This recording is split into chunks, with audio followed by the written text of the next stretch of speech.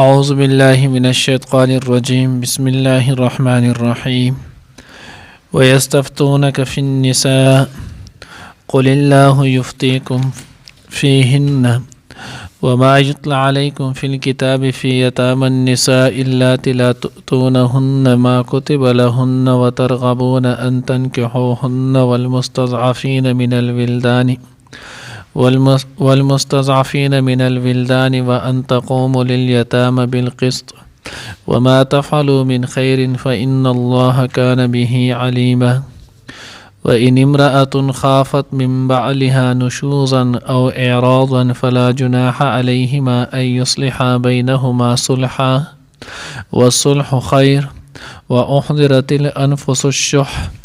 وإن تحسنوا وتتقوا فإن الله كان بما تعملون خبيرا. نانی درس کے ان شاء اللہ العزیز سورۃ نساء پارہ نمبر 5 رکوع نمبر 19 آیات نمبر 127 128 دو آیاتونه چې نو هغه ویل کېږي. اوس دې ځکه الله رب العزت وی یستفتونک فی النساء دې ستاسو نه چې نو هغه طلب کوي فتوا غواړي په باره چې نو هغه د ښځو کې قل اوایت الله یفتیکم فیهن الله تاسو ته د دې په باره کې چې نو هغه فتوا او حکم درکوي. اوس دې متعلق چې نو حضرات مفسرین چې نو هغه لیکلي دي وایي چې کله زمانه جاهلیت و اسلام نه مخکې دور ولو نو د اسلام نه مخکې زمانه کې د خلکو ځینو او خصوصا د ښځو اس حقوق چې نو هغه هم نه ولو. که خیال مو کړئ مخکې ځینو هغه پاره نمبر 4 سورۃ نساء چې نو هغې کې مونږ د هغې وضاحت چې نو هغه کړی ولو. هغه وخت کې به دا ولو چې څومره به ښځې وي نو دغې ښځو له به دوی چې نو هغه په مال کې حصه نه ورکوله.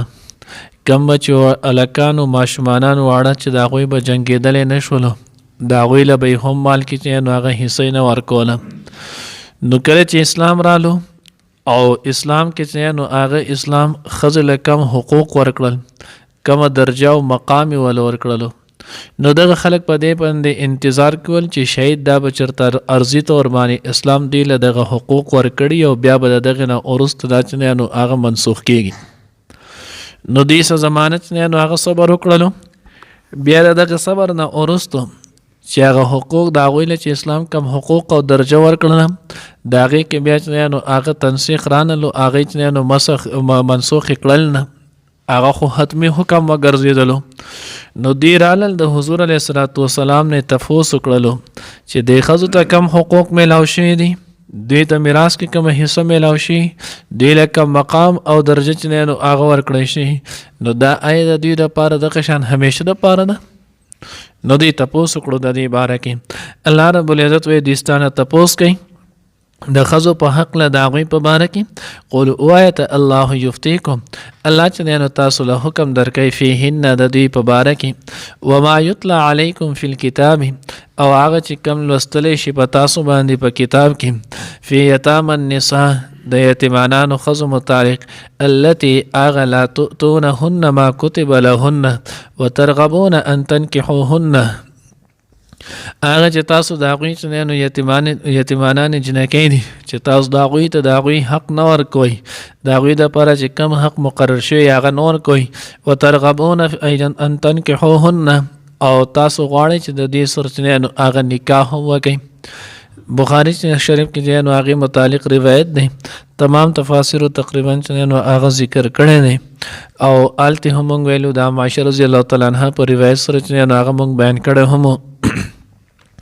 مفهوم خلاصه دا وه چې د عربو کې دا دستور او قانون چې کله به یو سړی مړ شولو د هغه په اولاد کې مجنې نو هغه جنکۍ پاتې شولې نو د دغې جنکو پلار به چې کله مړ شو نو دوی به مال پرېښودو نو چې مال به یې کله پرېښودو نو بیا به د دې جنکو 2 حیثیت ول. بعضې جنکۍ به داسې وي چې د هغه په حسن جمال باندې هم پوره وي او په مال باندې به هم پوره وي نو الله به وله حسن جمال هم ورکړو او مال به هم ورکړو نو دوی به د دغې جنکو سره نکاح وکړلو د دې دپاره چې یو خو دغه مال میراث چې دی نو هغې هم موږ ته پاتې شي دا بل چا لاړ شي ځکه د سړي چې دی نو هغه ولایت کوونکی د ټولو نه مخکې پلار دی، که پلار نه بیا نیکه دی، که نیکه نه بیا چې دی نو هغه رور داسې تره دی، بیا د تره زوی، دا خلک چې دی نو هغې دي. نو دوی به چې کله دغه کسان نه ول نو دوی به بیا داسې چل وکړو چې د تره د زوی دوی به سره نکاح د دې دپاره وکړلو چې دغه مال زموږ د لاسه بل چاته چې دی نو هغه لاړ نه شي. او دوی به تاسو الله وایي تاسو به چې دی نو ترغبون ان تنکحوهن، نو دوی به ظاهري چې دی نو هغه حسن و جمالو نو دوی به خوښول. البته دوی به څه وکړل التي لا تؤتونهن ما کتب لهن، دې دپاره به چې د عام معاشره کې به د دغې جنۍ د هغې د بچیانو هغه د حسن جمال د هغې د خاندان متعلق و د دغې جنۍ به چې کم مهر کېدل دوی به د هغې نه کم مهر ورکوم. وی به زموږ نه د دې څوک تپوس کوونکی شته، دا به هم له خپل احسان ګڼلو چې موږ په نکاح واخیستله. نو الله وایي داسې مه کوئ. دویم چې دی نو هغه بعضې جنکۍ به داسې وي چې د هغوی به مال ولو، پلار نه به ورته مال چې دی نو جایداد وغیره میراث کې چې دی نو هغه ډېر پاتې شولو، خو خپل ذاتي حسن چې دی نو هغه به یې نه ولو. حسن جمال چې دی نو په هغې باندې به کمزوري وه. نو چې کله دا په حسن جمال باندې کمزوري وه نو بیا به دوی دا چل وکړلو چې دغه جنۍ به یې نه په خپله په نکاح اخیستله، ځکه هلته به یې حسن دوره نه و، ډول ډال به یې نه ولو، او نه به چې د بل چا د طرفه په نکاح پیغام راتلو نو بل چاله به یې هم نه ورکوله، انې باندې به یې کولې. نو په دې چل کې به یې د دغې جنۍ عمر چې دی نو هغه ضایع کو تباه کړلو، د هغه به یې پاتې کړله ان تر دې چې هغه به داسې مړه شوله هغه مال به له دوی ټول واخیستو. نو الله جل جلاله وایي الله پاک چې دی نو هغه تاسو ته بیانوي ما یتلی علیکم فی الکتاب فی یتامی النساء التي هغه جنکۍ لا تؤتونهن چې تاسو نه ورکوئ تاسو هغوی ته ما کتب لهن کم چې د هغوی دپاره مقرر کړی شوی، وترغبون ان تنکحوهن او تاسو چې نو د هغوی سره د نکاح خواهشمند یې، والمستضعفین من الولدان او د کمزور ماشومانانو باره کې د دوی باره کې الله تاسو ته حکم درکوي چې د دوی ویرېږئ د الله نه، ان تقوموا للیتامى بالقسط چې قائم اوسئ د دوی په حق کې د یتیمانانو په حق کې په انصاف سره. وما تفعلوا من خیر فإن الله كان به عليما، تاسو چې څومره هم د خیر کارونه کوئ کان به علیمه، الله رب العزت په هغې باندې علم والا دی، الله ته علم دی، الله ته چې نو هغه پوهه ده. نو الله پاک هر کار کې لکه څنګه چې پرون درس کې نو هغه مونږ ووایي چې الله رب العزت چې نو هغه د کامیابۍ مدار د هغه په دوو شیزونو سره ګرځولو، یو نو اخلاص او دویم هر عمل د سنت طریقې مطابق. نو دلته هم الله پاک وایي ما تفعلوا من خیر، تاسو چې څومره هم د خیر کارونه کوئ فإن الله كان به علیما، الله په هغې باندې پوه دی. نو که الله دپاره کې نو خپل نیک عمل الله ته وښیه، مخلوق ته بیا مخه ریا ته نو هغه ضرورت نشته، او که د الله دپاره نه کې مخلوق دپاره کې نو بیا مخلوق ته وښیه، بیا به د الله د طرف پتا ته بیا څه میلاویږي نه. دویم آیت کې الله وایي وإن امرأة خافت من بعلها نشوزا او اعراضا فلا جناح علیهما ان یصلحا بینهما صلحا. اوس دویم حکم الله ذکر کوي، وایي که چېرته یوه ښځه د خپل خاوند نه چې دی نو هغه یریږي نشوز د هغه د سختۍ نه چې نو هغه د قار او دړ نه او اعراضا یا دا چې د هغه نه مخ واړئ، فلا جناح نو نشته دی څه ګناه علیهما په دې دواړو باندې ان یصلحا چې دوی دواړه صلح وکړي بینهما صلحا په خپل منځ کې. وصلح خیر، الله وایي صلح چې دی نو هغه دا ډېره غوره ده. دې متعلق چې دی نو هغې لیکلی دي وایي چې دی نو هغه اوس بعضې کله ته اکثر داسې وشي چې نه په جنۍ کې چې دی نو هغه کسبي طور باندې چې دی نو هغه څه عیبي، بلکې فطرت په اعتبار سره چې دی نو هغه دا کمزوري پیدا شي، او یا چېرته چې دی نو هغه سړی فطرتا چې دی نو هغه داسې کمزوری پیدا شي چې د هغه چې دی نو هغه ښځه نه خوښوي. نو وایي که داسې څه وجوهات چې دی نو هغه راشي او په دغې وجوهاتو ستاسو د یو بل سره بیا تعلق چې دی نو هغه برقرار نه پاتې کیږي، یو بل سره تاسو چې دی نو هغه تعلق صحیح نشئ ساتلی، نو په دغې صورت کې الله رب العزت وایي تاسو په دغه وخت کې اعراض د نکاح ماتولو طلاق ورکول نه ښه خبره دا ده چې تاسو د یو بل سره صلح وکړئ، خپل مطالبات خپل حقوق چې دی نو هغه یو بل ته څه معاف رامعاف کړئ او په خپل آپس کې تعلق چې دی نو هغه برقرار چې نو هغه وساتئ، طلاق ته چې نو هغه نوبت ما بیایئ. لکه مثلا اوس یو سړی دی هغه چې نو واده وکړلو، کومه جنۍ چې وله غوښتېدل نه هغه ډېره زیاته سپوره ده، یا سړی چې دی نو هغه ته چې نو هغه په نسبت باندې سړی چیت دی جنۍ چې نو هغه ډېره دنګه نه یې خوښته یا چې نو هغه جنۍ ډېره چیته نه د هغه په دې باندې چې نو هغه نه خوښه او داسې واقعات ډېر شي چې نو تفسیر مظهري هم لیکلي لکه من جمله پای کې یو واقع ده یو چې نو هغه صحابیه رضی الله تعالی عنها الله مونږ ته دا چې نو هغه د پوهې دپاره د قصې ښودلې دي نو د هغې خاوند ولو د هغوی چې نو سفر نه را روان ول اوس چې کله سفر نه را روان ول نو مدینه منوره اوچته وه دې چې نو هغه د ښکته طرف مرکین دی نو غزوین راتلل یا مکه یا بل طرف باندې لارې باندې نو چې هغه راتلل نو د هغوی چې کم خاوند و نو هغه دقه د چیت ولو اوس چې دی کله دغه منظر وکتل نور حضرات چې نو هغه راځي هغه قدور دی د هغه ښکلې لوی دی د دې خاوند چې دی نو هغه پکې چیت ولو رنګ نه هم کمزوری و بس د دې زړه له جنۍ نو هغه دغه یو درد توک ورسېدلو دی وی چې بس د دې خاوند سره نوره د شم پاتې کړي راله رسول الله صلی الله علیه وسلم ته فرمایل الله رسول زه چې نو هغه د دین طلاق غواړم زه نور نشم وجه نو هغې د الله رسول په دین اسلام کې چې نو هغه کفر نشته دین اسلام کې کفر نشته دین اسلام کې چې نو هغه د خاوند نافرمانی د خاوند چې نو هغه نافرمانی کول بی ادبي کول دا چې نو هغه جایز نه دی دا سخت ګناه دی زه دا نه غواړم چې زمانه چې نو هغه زما د خاوند چې نو هغه نافرمانی وشي او زما ډله دی نور چې نو هغه ښه نه دی راغلی نو چې کله زما ډله دی ښه نه دی راغلی نو د الله رسول زوست نو هغه د دوی نه خپل ځان چې نو ازادول غواړم نبی رسول الله وسلام وی صحیح ده نو الله وی که تاسو چرته ان خافت من بالها نو داسې اکثر د سړي طرف چې نو ښځه به دې شماره شي هغه چې نو هغې خوښه نه شي دا چې نو علامه رومي رحمت الله علیه چې نو هغه په خپل مصنوعي کې یو واقع د هغه خو د دې دپاره ذکر کړل چې ګوره د الله نوم اخلی د الله ذکر کوئ په دې سره د انسان چې نو هغه جذبات سوا کېږي دې سره الله رب العزت انسان له قوت و دغه شانتي دی نو هغه نورانیت ورکوي په هغې متعلق نو هغې یو قصه لیکلي هغوی مخکې دور کې دی نو هغه یو سړی بادشاه ولو نو بادشاه چې نو هغه واده وکړلو د یوې جنۍ سره هغه جنۍ چې نو دغه بادشاه خوښ نه ولو د ډېر کوشش وکړو خو جنۍ چې نو هغه ورځ ته ورځ طبیعت یې خرابېدلو او دغه بادشاه سره تعلق چې نو هغه نه بحال کېدلو نو چې کله دغه نه کېدلو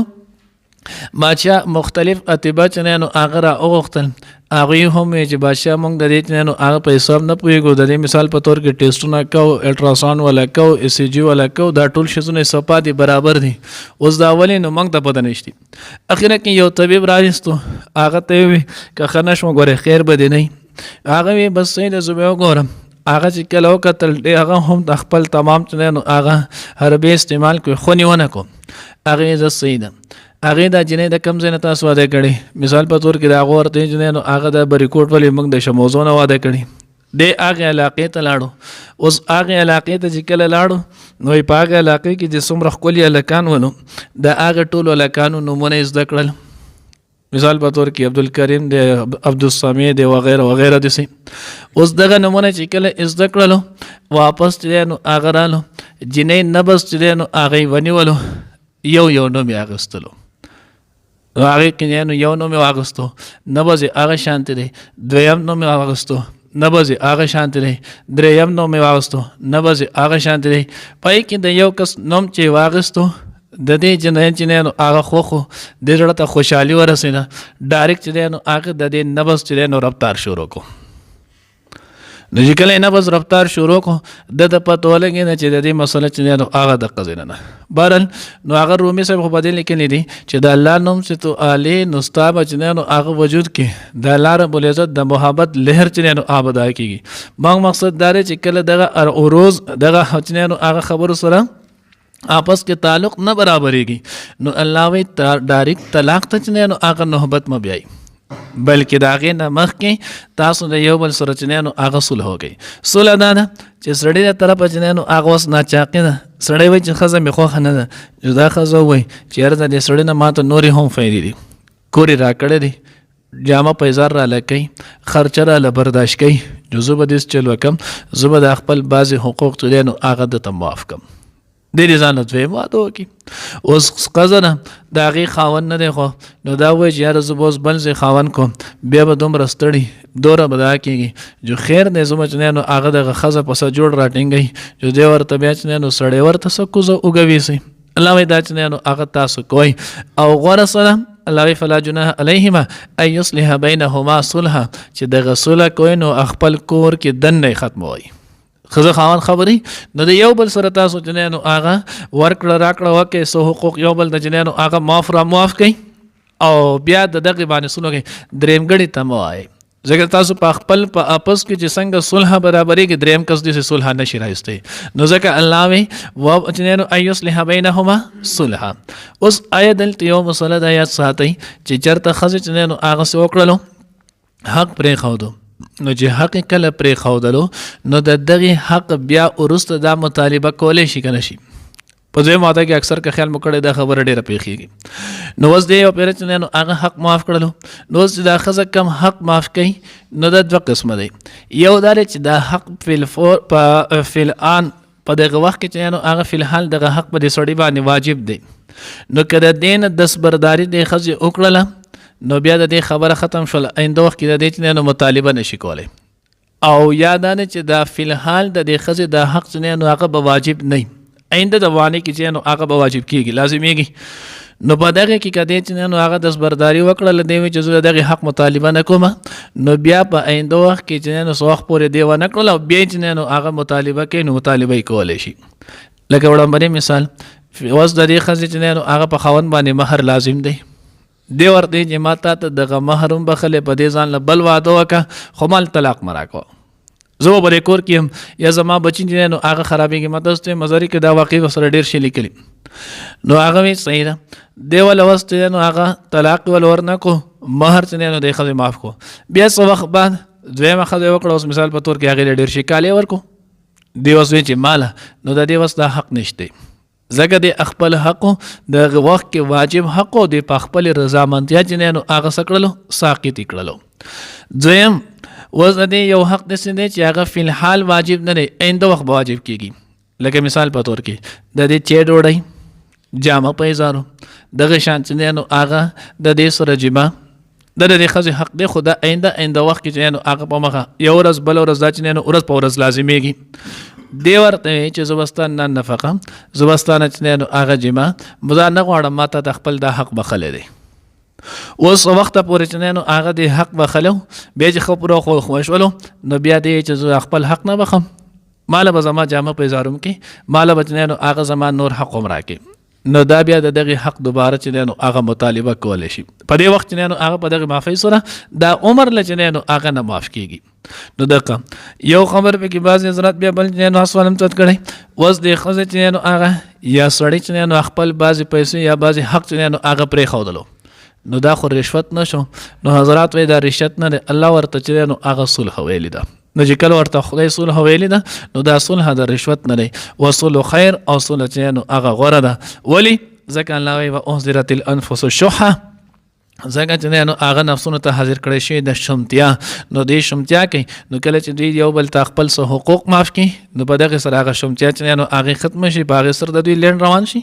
و ان تحسنوا وتتقوا فان الله كان بما تعملون خبيرا الله سړی ته هم وای خزه ته هم وای ک تاسو د دې خزه د تمام ناچاقیانو سره بیا هم دا برداشت کوي او د دې سره د دې تمام حقوق تاسو ادا کوئ نو دا بستاوس د پاره ډیر غوړی ځکه الله تاسو په عملونو باندې خبردار دی خزه ته وای خاون ستا سره ډیر نو هغه نه دی خو کته د دغه ناچاقي باوجود بیا هم د خاون سره نو هغه ځون تیر کې د زړه خپل گزاران نو هغه کې نو دا احسان دی او تقوا ده الله رب العزت په دې خبردار دی باندې تعالی الله پاک نو هغه اجر درکې الله دې موږ ته صحیح په نصیب کړي ويستفتونك تپوس کې لتانا فی النساء دخذ ببارکه قل او آیت الله پاک یفتیکم حکم در کې فتو در کې تاسو تفیهن د دې ببارکه وما یطلع علیکم او هغه چې واستل شي په تاسو باندې فل کتاب په کتاب کې فی یتام النساء په بارچ نو د جنکو یتیمانانو کې التی اغلات تونهن چې نور کوي تاسو هغه تما هغه کتب لهن چې مقرر شي دی هغوی دپاره وترغبون او تاسو غواړئ ان تنکحوهن چې تاسو نکاح وکړئ د هغوی سره والمستضعفین او د کمزورو من الولدان د ماشومانانو نه وان تقوموا او دا چې قایم اوسئ تاسو لیلیتامه د یتیمانانو دپاره بالقسط په انصاف باندې وما تفعلوا من خیر او هغه څه چې تاسو کوئ د نیکۍ نه فإن الله نو بېشک الله پاکو کان دی به په هغې باندې علیما خپوها وإن امرأة خافت او کچری یو ښځې تجنې نو هغه یروي من بعلها د خپل خاوند نه نشوزا د سختۍ او اعراضا یا د مخ اړولو فلا جناح نو نشته څه ګناه علیهما په دغې دواړو باندې ان یصلحا چې دوی صلح وکړي بینهما په خپل منځ کې صلحا صلح وصلح خیر او صلح غوره ده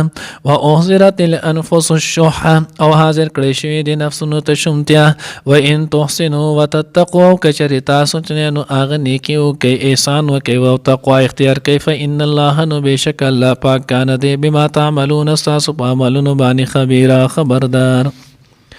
ويستفتونك في النساء او تپوس کوي لتان ابدا د ښځو په باره کې قل اوایه الله یفتیکم الله فتوا درکوي حکم درکوي تاسو ته فیهن د دوی په باره کې وما یتلا علیکم چې لوستلی شي په تاسو باندې فی الکتاب په کتاب کې فی یتام النساء د یتیمانو جنکو په حقله التي هغه لا تؤتونهن چې نه ورکوئ تاسو هغوی ته ما هغه څه کتب لهن چې فرض کړی شي هغوی دپاره وترغبون ان تنکحوهن او تاسو غواړئ چې نکاح وکړئ هغوی سره والمستضعفین او د کمزورو من الولدان ماشومانانو په باره کې وان تقوموا او دا چې قایم اوسئ لیتامه یتیمانانو دپاره بالقسط په انصاف سره وما تفعلوا من خیر او څه چې تاسو کوئ د نیکۍ نه فإن الله نو بېشک الله پاک کان دی به په هغې باندې علیمه پوهه